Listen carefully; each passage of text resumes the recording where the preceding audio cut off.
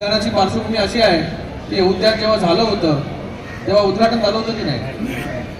उद्यान झालं पण उद्घाटन झालं नव्हतं. मग नंतर हे उद्यान जे त्याला म्हणजे उद्यान 2 एकर जागा अशीच पडीक या ठिकाणी होती, त्याचा काय उपयोग या ठिकाणी होत नव्हता. नंतर एका कार्यक्रमामध्ये पत्रकारांनी ही गोष्ट जी आहे ती लक्षात आणून दिली की बाबा हे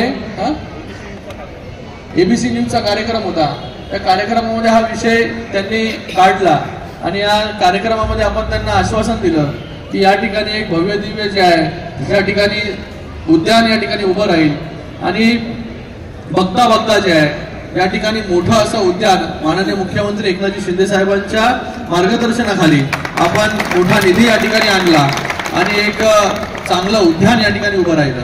आज या अंबरनाथमध्ये उद्यान असेल, खेळाचे मैदान असतील, त्याचबरोबर UPSC MPSC भवन असेल, चांगले कॉन्क्रीटचे रस्ते असतील, मेडिकल कॉलेज असेल, त्याचबरोबर शूटिंग रेंज असेल, असे अनेक ज्या ज्या गोष्टी लोकांना लागतात त्या गोष्टी आपण या ठिकाणी देण्याचं काम या अंबरनाथमध्ये आपण केलं. आणि कमी वेळामध्ये जे आहे अंबरनाथमध्ये सर्वच्या सर्व रस्ते जे आहे सिमेंट कॉन्क्रीटचे देखील आपण या ठिकाणी केले.